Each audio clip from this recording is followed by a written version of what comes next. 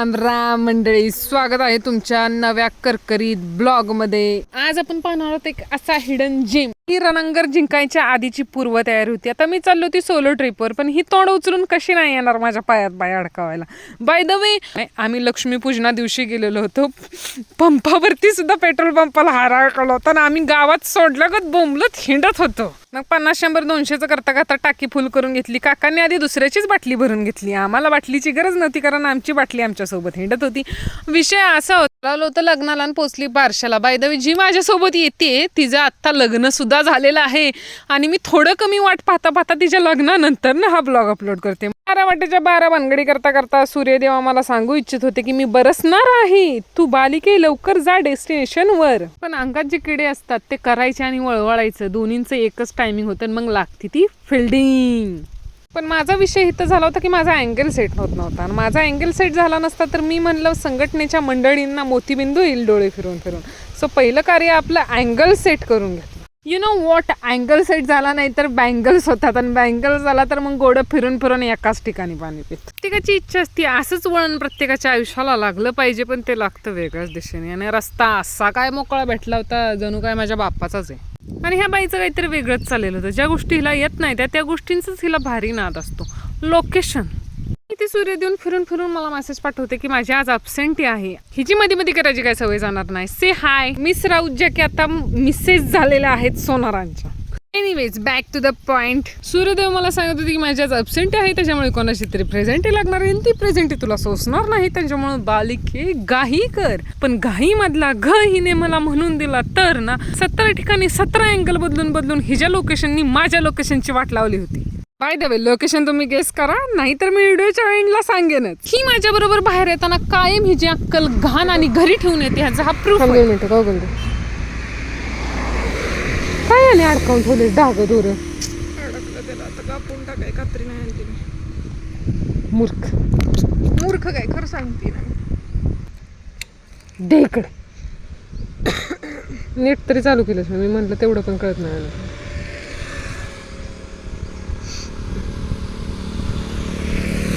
Battery चोर कोण आप्पांना सांग बोलव टाकायला. आपला लोकेशन चालू करायचं आहे. तुझं आत्ता लोकेशन ऑन झालेलं आहे. ट्रिप मधला अर्धा निम्मा वेळ हे जे असले फालतू जाळे मला पूर्ण करण्यातच जातो. वाजता काय चालू केलं नाही आणि ही नाही तर मी नाही काय नाही चालू केलं ह्यातलं. मी नुसता फोन घेतलाय, मला फोन येणार, फोन करणं एवढंच मी चालू केले. बघ काय नाही केलं, बघायला वेळ नाही मला. तर अशा तर ही ज्या अशा असतात जणू काही हिचं रोज अंबानी बरोबरच बसणं उठणं असतं, त्याच्यामुळे वेळ नसतो. सांगते ना तसं मला रस्ता माहिती आहे ग, तरी पण कसं माहिती तोपर्यंत चल की मग.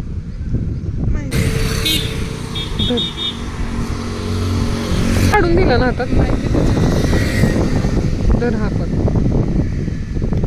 हातात ठेव नीट. ह्या बाईसाहेब आमच्या सोबत असल्यानं आम्हाला बॅगची मिनी बॅगची काहीचीच गरज राहत नाही. माझी पिगी बॅग म्हणजे सामान ठेवायसाठी पुरती मला दिवसभर आरामशीर. तर सामान ठेवायला बॅग सार. आता जर आलं नाही ना नीट तर बघतेच मी. आता इथं आवाज असा एवढा खरारायचा आणि फरारायचा विषय असा झाला होता की मी 1.5 शहाणी नाही अतिशहाणी माईक घेऊन गेले होते की ज्याला चार्जिंगच नव्हतं. म्हणजे ते म्हणतात का नाही, हळकुंडासाठी लगीन मोडायची वेळ आली होती, पण लगीन कसं मोडायचं लागलं तर पाहिजेच, म्हणून विदाऊट माईकचं कंटिन्यू केलाय. तुम्ही प्रेमाने मनाने ऐका, त्याच्यामुळे तुम्हाला सगळं सांगते, सरळ सांगते का इथलं शॉर्टकट आहे. आणि गो खायच्या कामाची जागतिक वारसा घेतले का तिला मॅपची डायरेक्शनच सांगता येत नव्हती. आंधळ सांगताना बहिरग असतं तशी गत झाली. तुमच्यासारख्या पुरीचा मी तो गुडघ्यात आहे असं बसणार काय तर मंडळ. 17 वेळा स्टॉप घेऊन आता नॉनस्टॉप आपण जाणार आहोत. तरी सुद्धा एखादा स्टॉप घ्यायला लागेल, कारण माझी जर्नी तुमच्यापर्यंत शेअर करायची असते. मग बघताय कसं स्वतःचं झाकून ठेवून दुसऱ्याच्या वाकून बघायला इंटरेस्ट असतात ना, तशीच काहीशी लोक रस्त्यानं जाता बसतात. सोम्या नाम्या गोम्या घ्या आता बघून कुठली झोपाय पाहिजे. मी माझा फोन मी माझ्या डोक्यात मध्ये घेऊन अडकून चालली आहे, पण लोकांना माहिती माप टाकायची घरात नका पान सुटानं झालाय त्यांना. असे अपशब्द आणि तसे अपशब्द बोलतच नाही. दुसऱ्यावर दात काढायची खूप मजाच भारी असते. तळीरा बोलायची नॉनसेन्स.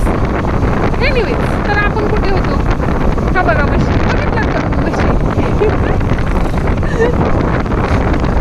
नाही सध्या मी तर कसं 3 महिन्याच्या खूप स्टॉप नंतर अशी नॉन स्टॉप बोलते ना, तो खूप पदर नसला तर हुशार वॉट एव्हर जे कोणी बघत असेल त्यांच्याकडे जे असेल त्याच्यात तिथे येऊन भल्या भल्यांची राख किती पण माणसाला कळत नाही. चालायचं माणसंच बोलून चालवते, त्यांना कुठं अक्कल आहे दवा. पुढे तर ऍक्सिडेंट होता राहिला. तर भेटूया नेक्स्ट पार्टमध्ये. तोवर चॅनलला सबस्क्राईब करून